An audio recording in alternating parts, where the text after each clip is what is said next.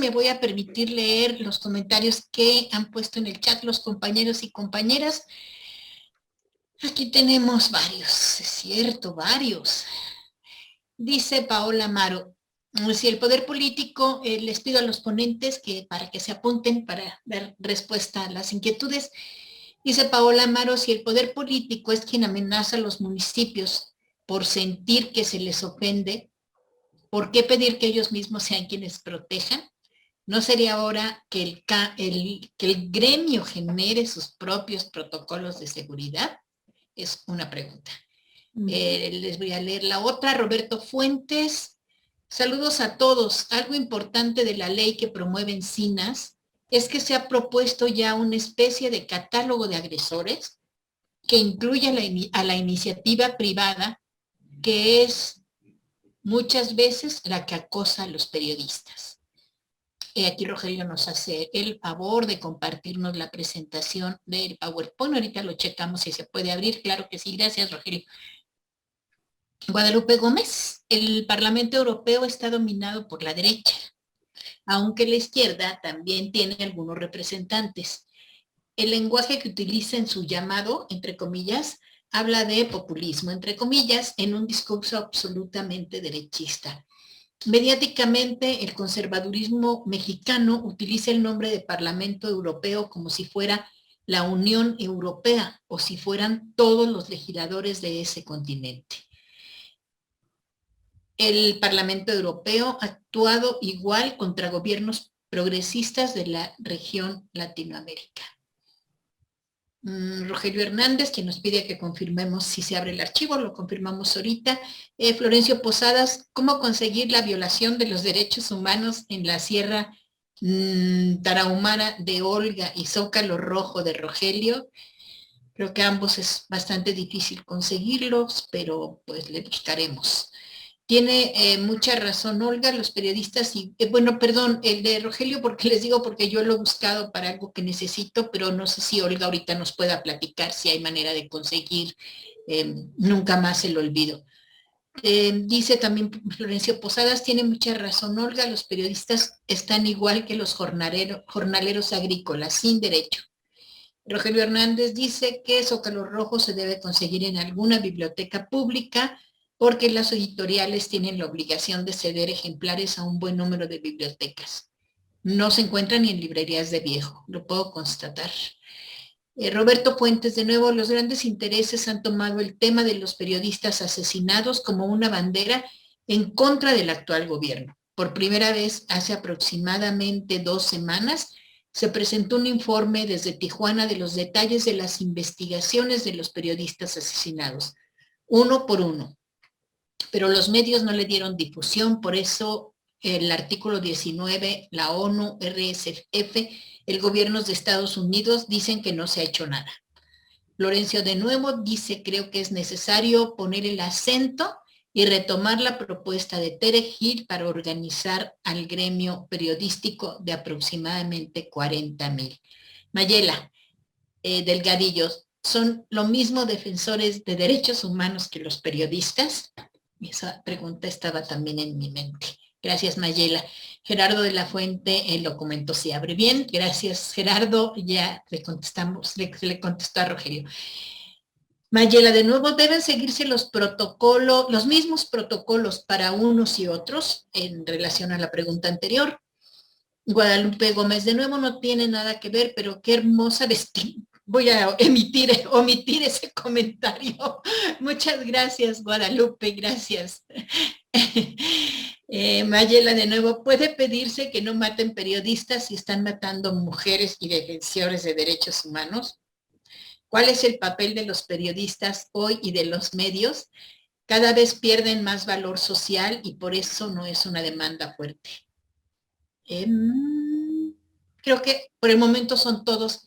Me parece que podríamos darle, si ustedes están de acuerdo, por supuesto, darle voz a los ponentes por si quieren responder en una ronda y después ya abrimos la ronda de intervenciones de los aquí presentes. Iba a decir presencial, pero es justo el término que no aplica, ¿verdad?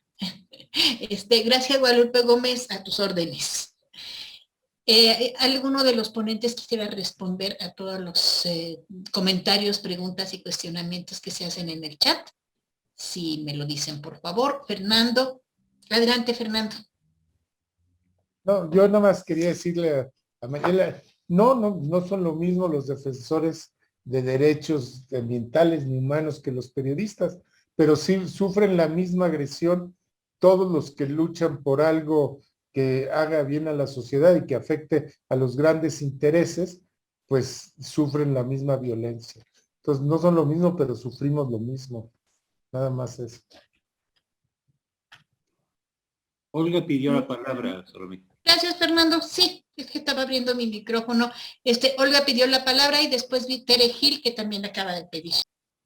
Sí, fíjate que no, efectivamente no es lo mismo defensores de derechos humanos que periodistas. Sin embargo, ya desde el gobierno anterior, y que me corrijan si estoy equivocada, pero se consideró a los periodistas como defensores de derechos humanos, con sus peculiaridades, como tienen sus peculiaridades los ambientalistas, como tienen sus peculiaridades los defensores de las mujeres, de los derechos de las mujeres, pero también los periodistas estamos dentro del concepto de defensores de derechos humanos.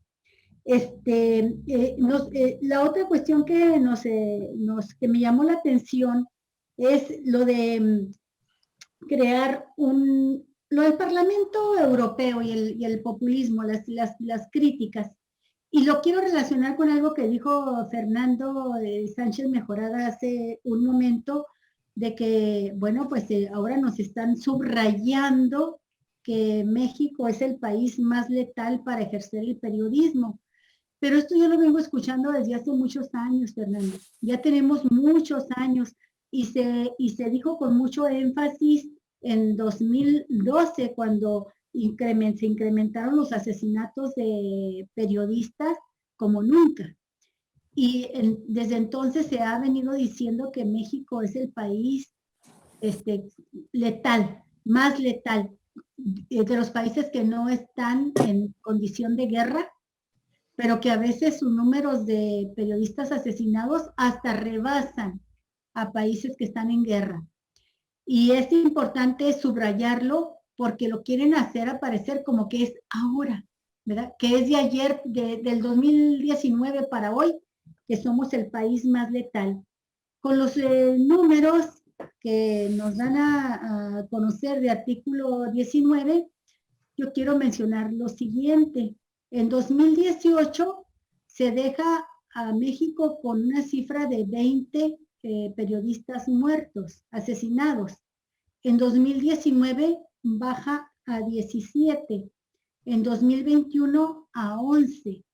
Y ahora en 2022, que sucede algo inusitado, de que en unas semanas, en 3 meses, dicen las cifras, se asesinan a 7 periodistas. ¡Uy!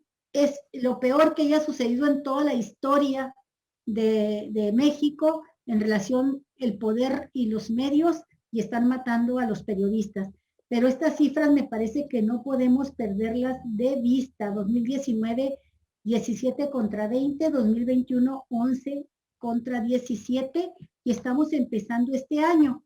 Sobre lo que está sucediendo hoy, yo nada más lo quiero comentar, no quiero ser irresponsable, pero lo he escuchado mucho en compañeros periodistas, el temor. Hay una frase que dice, a los periodistas que mataron sabían por qué los mataron. Unos era por su trabajo directamente dentro del periodismo, otros, y hay que decirlo y tener el valor de reconocerlo, era porque estaban involucrados con uno o con otro grupo, ¿sí? Pero en el caso de hoy, se dice, y lo escuché con mucha preocupación, es que ahora nos puede suceder a cualquiera porque ya no sabes por qué te matan.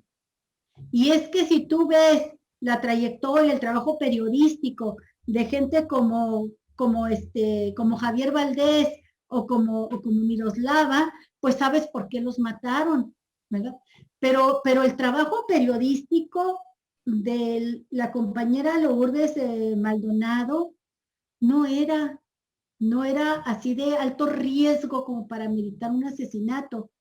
Y he estado siguiendo, buscando el trabajo de algunos de los otros compañeros que han asesinado estos días, esta semana, y no encuentro dentro de lo último que publicaron qué fue lo que los llevó a matarlos. Y eso para mí sí es muy preocupante, es escalofriante, y digo, no quiero ser irresponsable, pero me preocupa el que nos convirtamos como en moneda de cambio, como en un factor, ¿verdad? Dentro de la polarización y de la lucha política por el poder entre los que están disputando el poder, ¿verdad? Entonces, sí me preocupa que nos convirtamos en cifras, en blancos, ¿verdad? y que seamos pues factor de desestabilización.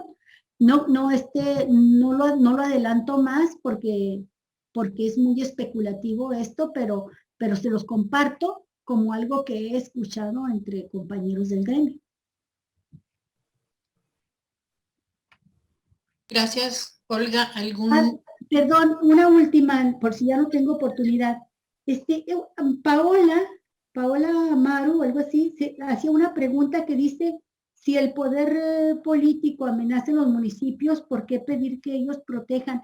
Fíjate que es algo que a mí, fíjense compañeros, que es algo que a mí también me llamó mucho la atención, porque algo que se está planteando para la nueva ley es una coordinación mayor, real, entre las diferentes instancias federal, estatal y municipal. Pero si le preguntan a los periodistas, si nos preguntan los periodistas que estamos enfrentando a los municipios, lo menos que querríamos es que los municipios nos pusieran guardias, que nos pusieran guardaespaldas, claro, o que sean ellos los que se encargaran de cuidarnos, ¿no?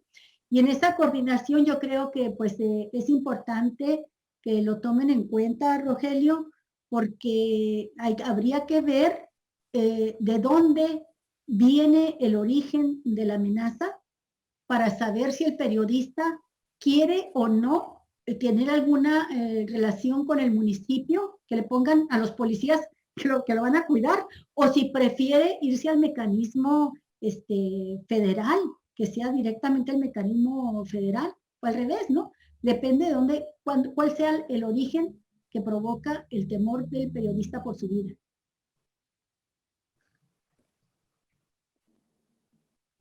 Muchas gracias, Olga. Le doy la palabra a Tere Gil, después a Rogelio Hernández y después leemos lo que está incluido en el chat. Adelante, Tere, y luego Rogelio. Solo hacer una puntualización a lo que decía Rogelio en relación a la definición de periodista, que sí es muy importante dejarla claro y que parece que parte de todos estos cambios que están haciendo es hacerlo. Yo quería leer en la ley que está ahorita vigente para la protección de personas defensores de derechos humanos y periodistas, la definición de periodista que traen aquí, exactamente como dice Rogelio, incluyen a medios, incluyen a pericos los palotes, ¿no? Ahí dice. Las personas físicas, así como medios de comunicación y difusión públicos, comunitarios, privados, independientes, universitarios, experimentales o de cualquier otra índole cuyo trabajo consiste en recabar, generar, procesar, editar, comentar, opinar, difundir, publicar o proveer información a través de cualquier medio de difusión y comunicación que puede ser impreso, radioeléctrico, digital o imagen. Como se ve, es muy amplio, muy interesante, pero rebasa la definición. Yo simplemente les voy a leer la de hace alrededor de 35 años que propuso la Unión de Periodistas cuando se estaba discutiendo la Ley de Derecho a la Información. Dice, para tener la calidad de periodista profesional, periodista es la persona que contribuye de una manera sistemática a la elaboración de material informativo, doctrinario, analítico, ilustrativo o artístico en los periódicos, revistas o noticieros escritos, filmados o hablados, cualesquiera que sean sus dimensiones, tiraje, radio, dirección o especialidad, O sea, es más concreto y se refiere estrictamente a lo que es la función específica del periodismo, del periodista. Y finalmente, yo agregaría que insistiría en la cuestión de la información de los periodistas. Olga hablaba de que hay 40 organizaciones de periodistas en el país, 400. que deben de ser, o 400, disculpe, sí. Que esos periodistas ya están organizados como entes sociales, quizá, ¿no?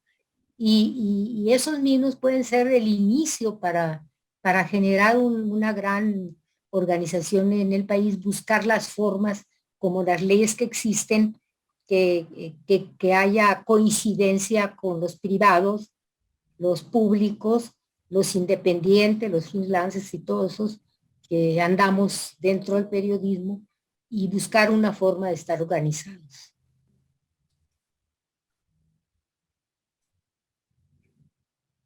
Gracias, Tere. ¿Terminaste? Gracias, Tere. Rogelio, por favor, adelante. Oigan, fíjense que me llama mucho la atención que la persona más inquieta en el chat es Mayela. Y hacen preguntas que uno supondría que por el tipo de foro y de gente que estamos aquí, todos sabemos. La primera es ¿por qué hay que proteger a los periodistas? ¿De qué méritos gozan? ¿Qué los hace diferentes a toda la sociedad y al resto de las otras actividades?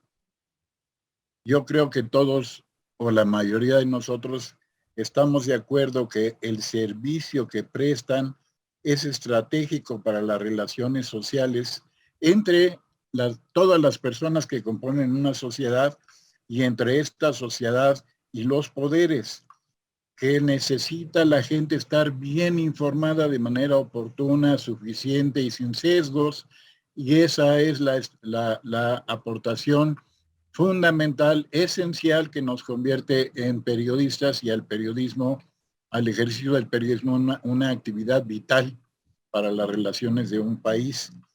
O sea, no nos creemos superiores, lo que hay que proteger es a la actividad. Esos derechos que yo enumeraba hace rato no son para personas, esas para personas ya los tenemos en los derechos a la salud, el derecho a la educación, el derecho a la protección, todos los ciudadanos y todos los habitantes de México. Pero para proteger a la información de interés público se necesitan derechos para esta profesión. Quizá esto nos ayude a entender. Lo otro de que si son iguales o no los defensores, lo que ocurre es que así se diseñó hace 10 años este mecanismo y se le huyó a la idea de tener un mecanismo como el de Colombia, que tiene 40 o más poblaciones que proteger y se lo siguen matando. Entonces, en este caso, fue así hace 10 años para las dos actividades sociales del más alto interés, que es la defensa de los derechos humanos, que son muchas las organizaciones que existen, han matado muchos más defensores que a periodistas en todos estos años, han maltratado y maltratan todo el tiempo a las defensoras y defensores de cualquier índole, desde las madres buscadoras hasta a los defensores de la ecología. Entonces, esto es importante. Ahora, una cosa más sobre este asunto que sí nos interesa por ser desde la izquierda, la organización. Lo que hay, que decía Olga, de periodistas organizados, no son todas organizaciones sociales. Hay organizaciones de periodistas, pero las tres principales que se conocen tienen una fuerte raigambre de los modelos anteriores.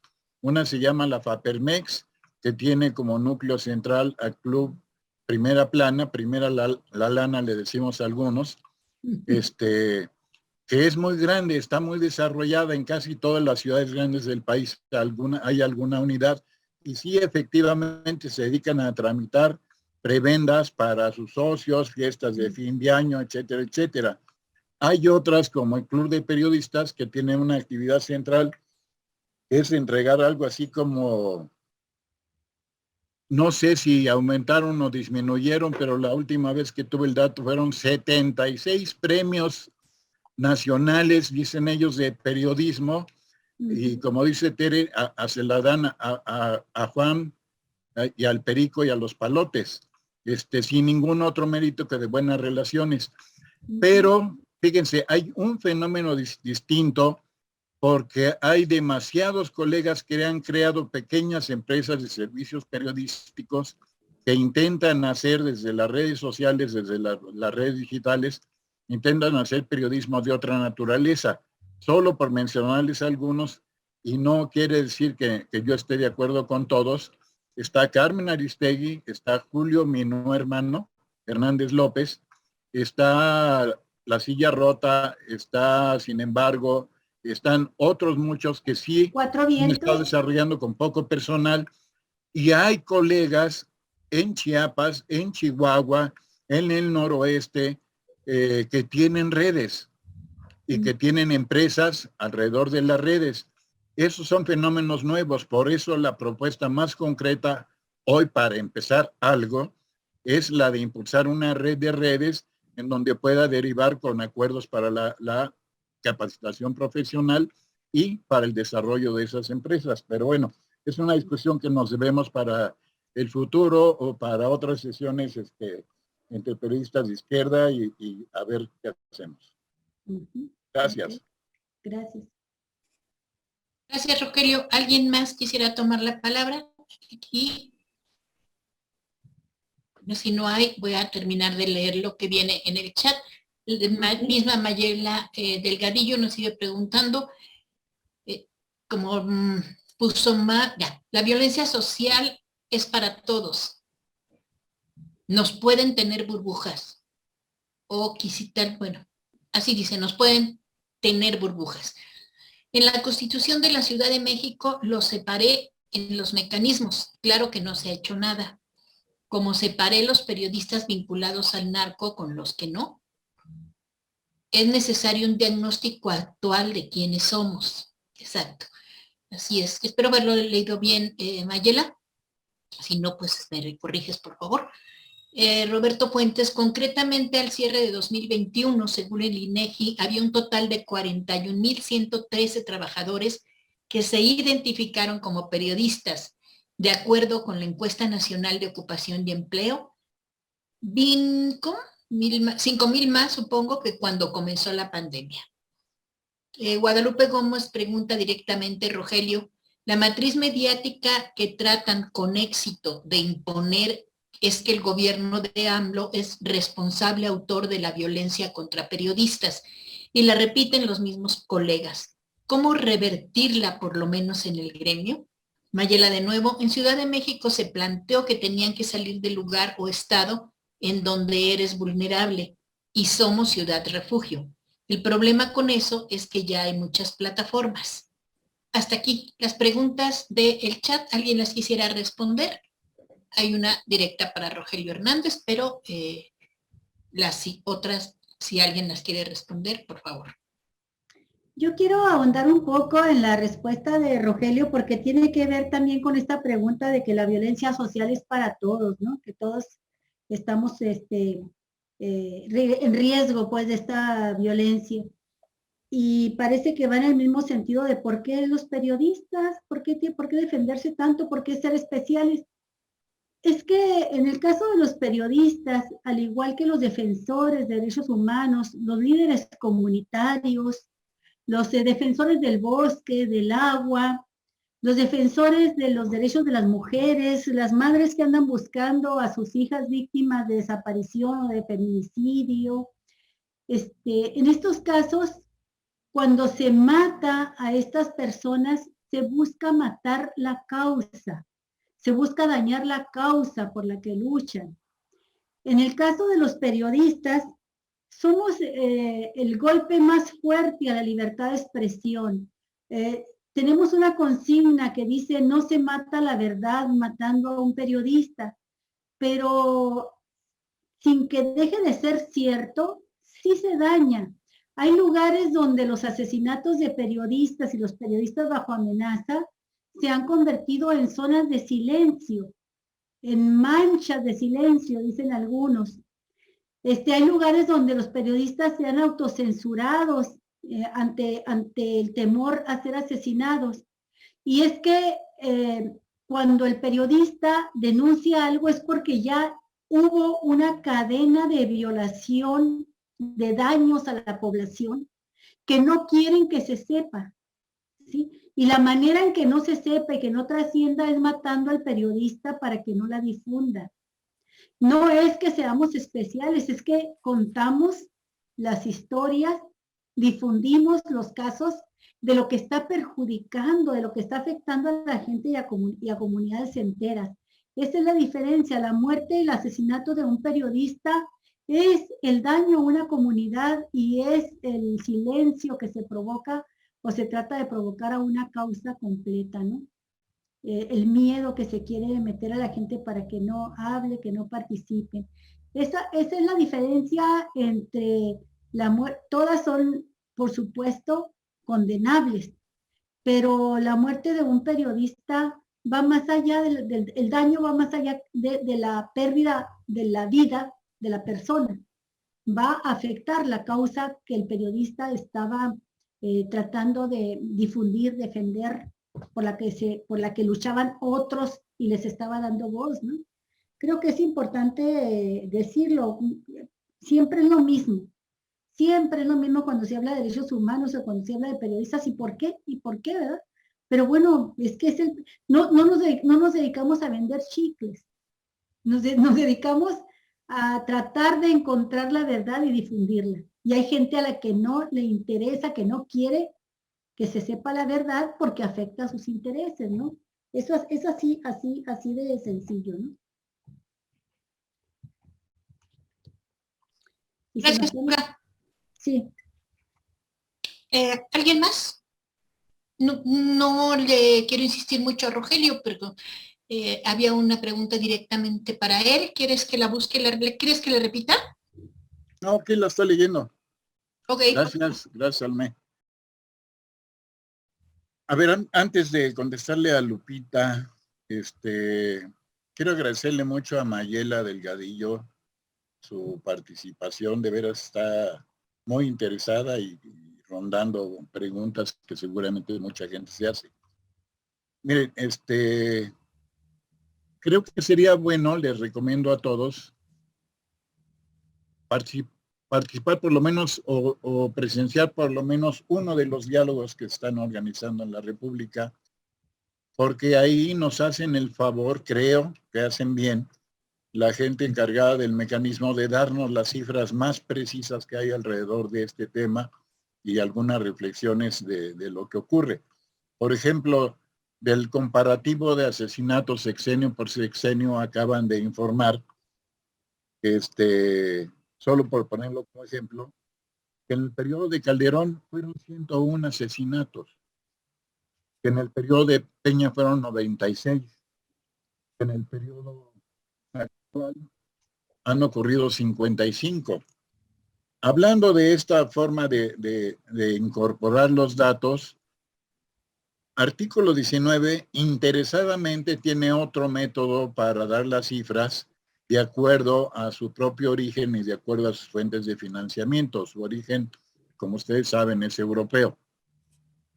Reporteros Sin Fronteras tiene más o menos lo mismo y tiene cifras distintas. El Comité de Protección a Periodistas de Nueva York tiene cifras distintas.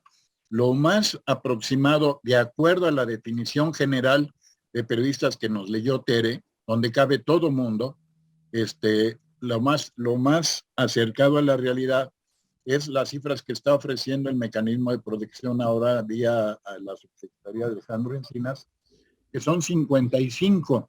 Sin embargo, yo tengo en lista solamente de diciembre a la fecha 60, pero esto incluye comunicadores comunitarios de radios indígenas, algunas otras personas que dejaron 2 meses de trabajar por miedo y ya no los quisieron incorporar porque ya no trabajaban de periodistas. Entonces, eso nos hará bien conocer con detalle estas precisiones que están ofreciendo, porque en cada uno van actualizando los datos.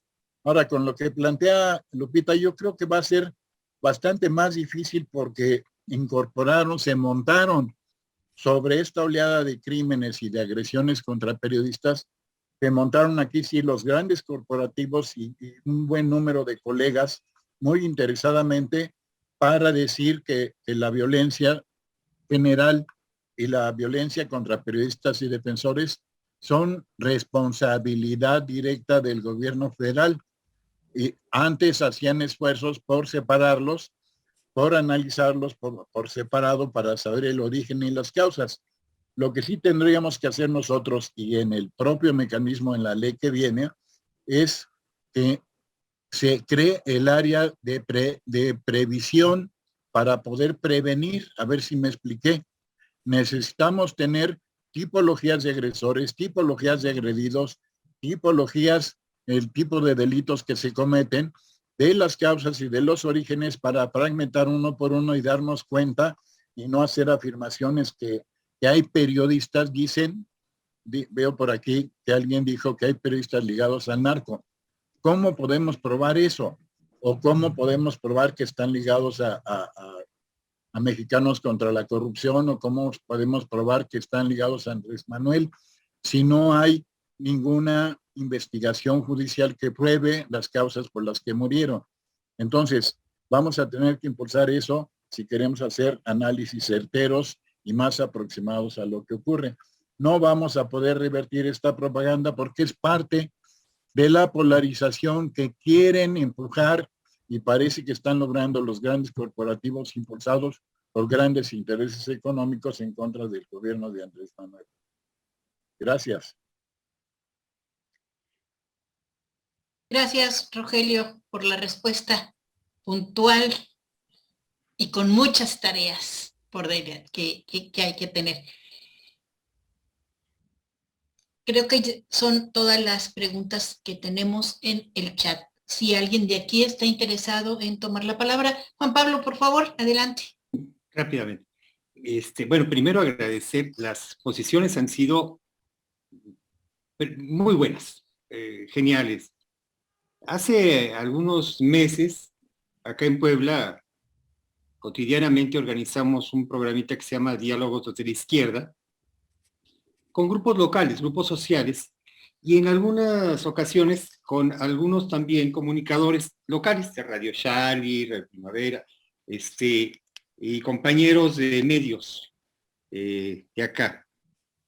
Y se hacía una analogía que viene a cuento también porque hace poco también celebramos un foro, algunos de ustedes estuvieron, Fernando particularmente dio una buena exposición ahí, sobre si los periodistas eran imparciales y eran objetivos, lo cual pues no es, se puede tener objetividad, pero siempre tiene uno una posición ante la vida y tiene una interpretación ante la vida. Y decía Fernando acertadamente, un fotógrafo capta el momento, pero capta un cuadro del momento y capta el ángulo del momento en que él está. Entonces hay toda una situación en donde el periodista también se encuentra comprometido. Y lo digo desde un punto de vista también, comprendiendo el interés de Mayela, quien es comunicóloga, y un poco involucrado en el tema, porque mi hijo es comunicólogo, y es periodismo gráfico sobre todo, Juan Rodrigo Jardón. Entonces, está uno metido en el ajo de algún modo, siempre. Y ve uno que se verifica esto que decíamos hace algunos meses en uno de estos programas. ¿Por qué hace 40, 50 años aquí en Puebla, los FUAS, los yunques, cazaban comunistas? Porque eran comunistas. Muchos ni siquiera iban armados, no representaban mayor peligro, eran dirigentes sociales, trabajadores universitarios, pero eran comunistas. Igual, el periodista actúa como bisagra entre un sector social y otro, entre el que domina y el que es dominado, el que se entera. Y es parte de este combate por la hegemonía, porque la lucha por las ideas pasa por ahí, pasa necesariamente por la información, el periodismo, y dependiendo del ángulo desde donde el periodista haga su propia captura de la realidad, su interpretación y su difusión, pues entonces va a ser visto de un lado o del otro.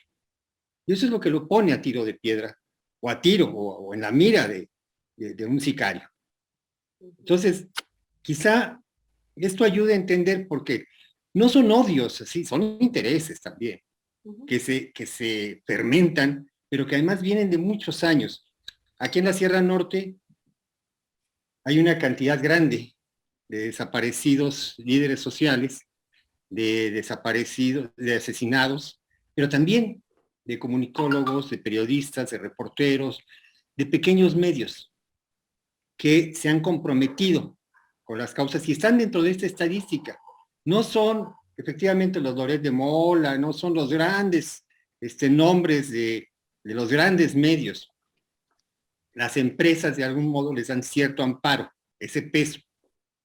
Son los pequeños medios o los más marginales los que se confrontan críticamente con el poder. Acá con el morenovallismo, una persecución terrible contra periodistas, varios tuvieron que salir del Estado. Entonces, es parte de la correlación de fuerzas, es parte del quehacer político. Y esta cuestión de generar una ley o un conjunto de reformas a las leyes, porque como dice bien Rogelio, no es nada más una, sino son varias reformas necesarias, no es para amparar a la prensa de la izquierda o de la derecha, es para generar derechos que a final de cuentas se transiten a través del ejercicio periodístico a ser derechos sociales, a ser derechos, a que tengamos el derecho a la información y a la verdad, a esa objetividad, aunque sea desde un ángulo, y que nosotros podamos decidir si leemos Milenio, si leemos La Jornada, si leemos The Washington Post o RTV o lo que sea, pero que sea una decisión nuestra y no una imposición de los intereses que están presionando económicamente, pero también por la vía de la amenaza, la persecución y la muerte. Entonces, yo por ahí lo veo, porque es un asunto en donde sí nos preocupa mucho y, bueno, en primer lugar, ya bajé la presentación de Rogelio para pasarlo a Tribuna Comunista, si me lo permite.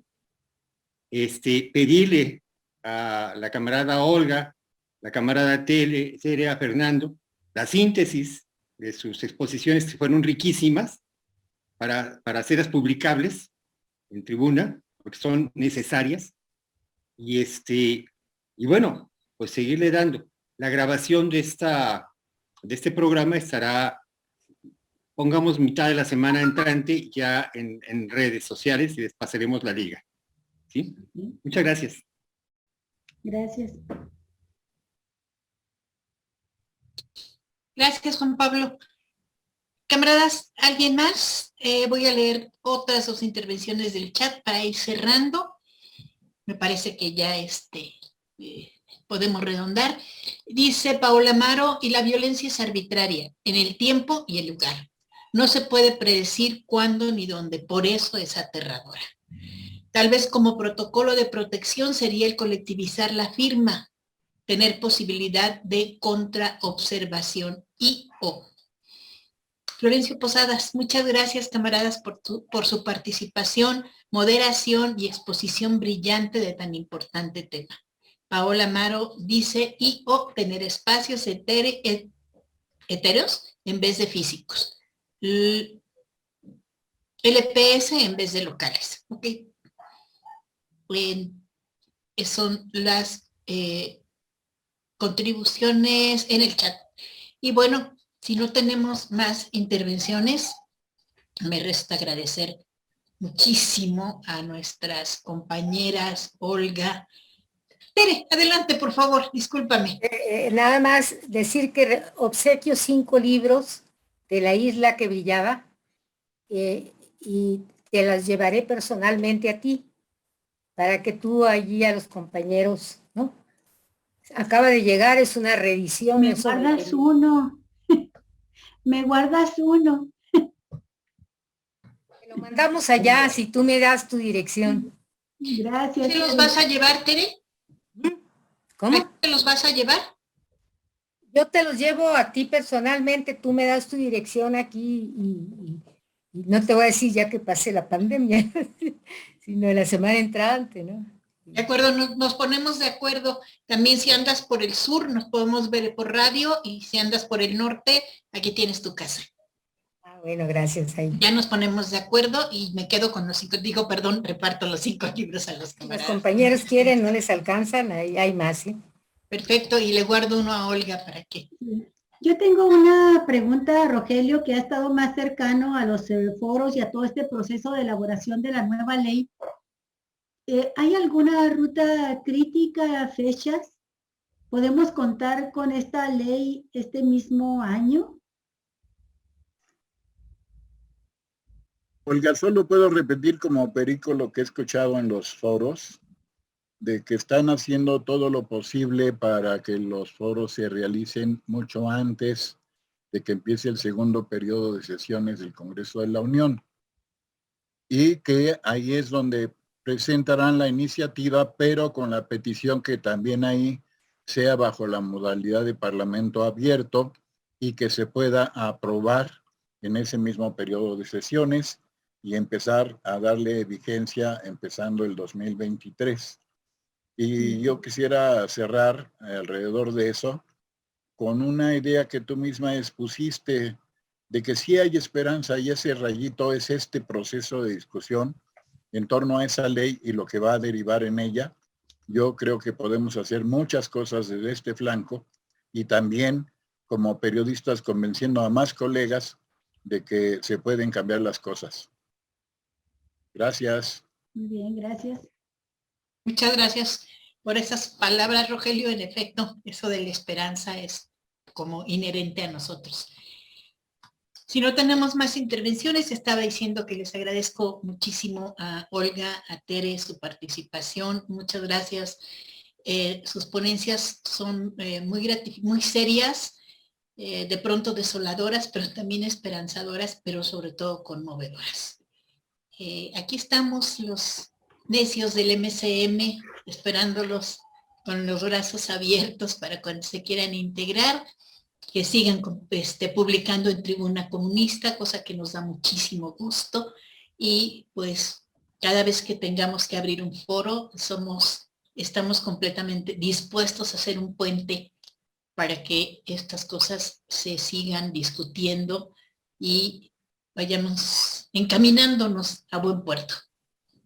Si alguien quisiera despedir a los ponentes, a Fernando, Rogelio, también les agradecemos mucho. Dejé a los hombres al final, qué pena, pero nunca menos importantes, nunca jamás menos importantes. Muchas gracias. Aceptamos fichis, no sé si, Daniel, no sé si Gerardo todavía andará por aquí, si quiere en nombre, o Daniel, en nombre del MCM, dar el agradecimiento. Órale, Daniel. Vente acá. Se ve, se siente. No. Bueno, gracias. Nos hubiera gustado haber tenido una mayor audiencia, pero yo creo que fue muy interesante este panel. Le agradecemos a Olga, a Rogelio, a Tere y a Fernando Sánchez Mejorada su aceptación para participar en esto. Hay que decirles que ya no los vamos a dejar. Ya no los vamos a dejar, y eso le consta a Rogelio, que desde que lo invitamos al Festival de Tribuna le dijimos que le íbamos a dar marcaje personal hasta que poderle sacar el cubo correspondiente en el ámbito de entrar con una posición de izquierda en el ámbito del periodismo y de los periodistas. Yo creo que hay muchas cosas que hacer. Vamos a seguir organizando una serie de paneles. Yo nada más quiero ahora recordar que el próximo sábado tenemos otro panel. Bueno, mañana hay uno que organizan los compañeros del MCM en Puebla, como todos los viernes a las 6 de la tarde, y el próximo sábado un taller y panel que organiza formación política y mujeres del MCM a las 10 de la mañana. Vamos a mandarles la liga correspondiente. Ha sido una semana muy extenuante porque recuerden que ayer tuvimos un excelente panel donde vimos el tema del conflicto en Ucrania, donde participó la compañera Daniela Íñiguez y el compañero Eder Vite y Jaime Tamayo, también con una riqueza en cuanto al manejo de la información y sobre todo con posturas más allá de lo que hemos estado viendo en los medios masivos de comunicación. Va a ser el inicio de esta cuestión. Vamos a tratar de esto también bajarlo a los estados. El próximo 19 de marzo vamos a tener una reunión regional centro-norte del MCM en Guadalajara, donde va a estar presente compañeros del MCM de Colima, Jalisco, Aguascalientes, San Luis Potosí y Zacatecas, y vamos a ver sobre todo aspectos que tienen que ver con la formación política y eventos de este tipo. Entonces, les damos las gracias por haber participado y esperen nuevas convocatorias. Gracias. Hasta luego. Gracias. Pues muchas gracias a todas, a todos, que tengan excelente noche, descansen, por favor. Buenas noches. Buenas noches. Buenas noches, Aurelia. Hasta luego. Buenas noches. Adiós, Fer. Mi China. Un abrazote, Salomita. Salomé.